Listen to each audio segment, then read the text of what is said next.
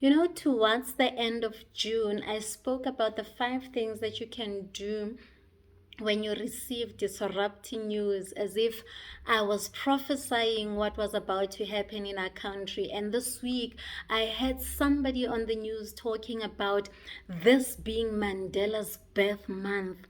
Oh my gosh, I even forgot that July is his birth month, where we normally come together and, we offer our acts of service to our communities. And this is what it has come to this year. South Africa is up in flames. People are stealing for whatever reason that they're stealing. It is just total chaos. And there are those people in the communities who find themselves in a point where now they don't have places of work. We have those people in our communities right now whose businesses are up in flames, and people who are negatively affected by the looting and the burning of factories, the burning of malls, right? So I just want to talk to you. I know we are all affected, but I'm talking about people who are directly impacted by everything that is going on right now. I just wanted to say to you today, access what you have access to. I am Pulaa Montz, your inner peace and purpose coach. So I just thought maybe I should start this video by reminding you of those tips that I had. But if you want to hear a lot more detail on these tips, then you can go back to end of June. That's where I had the video that was called 5 things to do when you receive disrupting news. And the first thing that I spoke about was keep calm. I know it's difficult to tell you to be calm right now when you've got kids, you don't have a place of work, no work, no pay. You are fighting maybe with family, so you are really on your own. You have friends, but they are in the same situation as you are right now. So it is difficult for you to hear me say keep calm. But the importance of keeping calm right now is that you are able to think about what your next move will be in order to save yourself and your family, right? In order to find ways to feed your family, to feed your kids, for example, you have to keep calm. The second thing is process what is going on your own first. We want to go out there and talk to everybody else about our problems when we encounter difficult situations. But when you go to people, you want to go to people knowing what kind of help you need. So it's important to sit down first with yourself as these things are unfolding right now and think about what you want to do. How is this whole thing impacting you? And what kind of help do you need from people, so that when you go out there to talk to people, then you already know what you have currently, what you still have, and what you need help in when you go to people, right? So it is important to keep calm. The second thing, it is important to process everything that is going on your own, so that when you go out there to look for help, you know exactly what kind of help you need from people.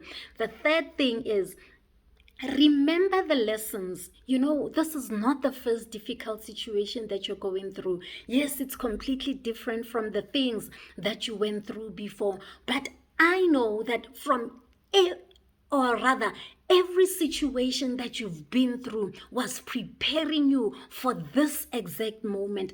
God was preparing you to be strong enough to handle what is going on right now. Yes, your business is up in flames, but you have gone through difficult situations, even if it's not in your business, but in your personal life, where you had to come up with solutions or to draw some strength that you didn't even know that you possessed on the inside. Go back to those situations. See what kind of lessons you can draw to in order to help you deal with what is going on right now.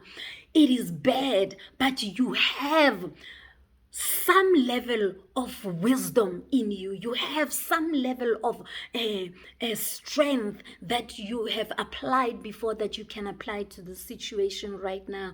The fourth thing is to recognize your cognitive style. Are you generally a positive person or generally a negative person? So if you know that you're generally a negative person, then that's when you need to go out and find somebody who always encourages you to see things in a positive light, or to see the advantages that you still have, or to see the things that you can still be grateful for, even right now in this mess that we are in as a country.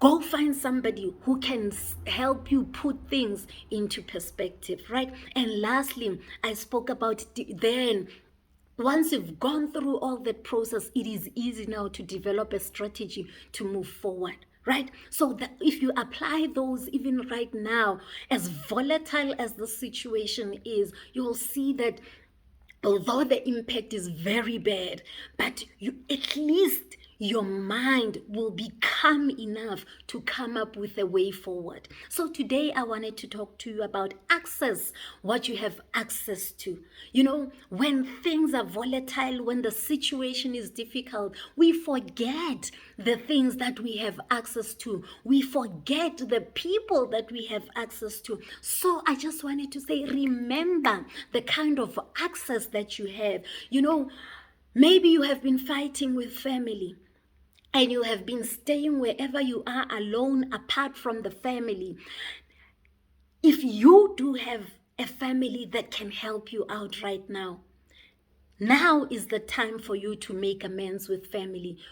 Go back. You know, I don't care how much they swear at you. Take it in, receive it, because you know that you need their help ultimately. And your family, I don't care how much they swear at you, but ultimately they want what's best for you. Ultimately, somebody in the whole family will have, you know, a soft spot for you, and they are just waiting for you to come back to ask for help. They know that probably they saw your shop going up in flames, probably they saw your business being looted, right?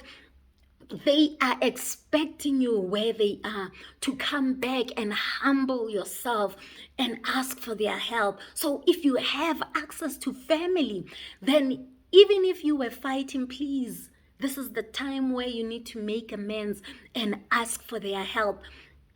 Somebody in the family, I don't care. I mean, I don't care how upset they are with you right now, but I know there will be that one person that God will touch so that they help you out in this difficult situation. You've got access to a wealth of wisdom on the inside of you. You know, when things are bad, you forget the kind of wealth that you have on the inside. You are patient. You've got the quality of patience. Access it if you have it. If you have the quality of wisdom, access it right now. You know, the wisdom that you have that will tell you things, no matter how bad they are right now, will turn around. This is a world, it goes round and round. Things go up and they go down. It won't always be this volatile. So tap into that inner world that you have, that inner strength that you have. Because when you allow your emotions to run wild, then you end up making a bad situation worse, right? But remember the wealth that you have on the inside. You are strong.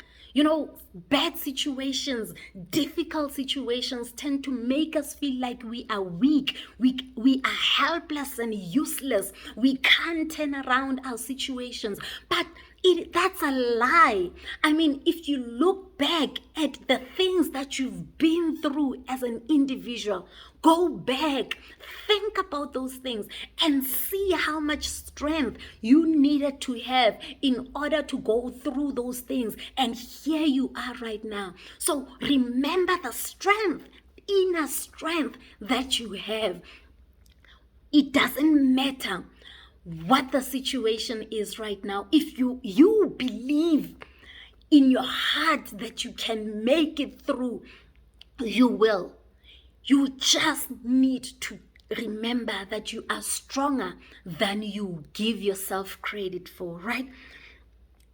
Access the people that you have right now in your life. Maybe you've got friends, you've got colleagues who are having it better than you are, but people don't know that you need help. Maybe you are colleagues, so your colleague is thinking, no, if I'm doing well, my colleagues are doing well, but they don't know your situation. They don't know that you are the breadwinner for everybody in the family. So whenever you get a salary, it's not for you and your immediate family. Your extended family is dependent on you. Maybe they don't know such information.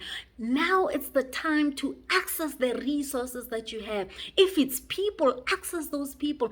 Ask for help. Please do not let pride get in the way.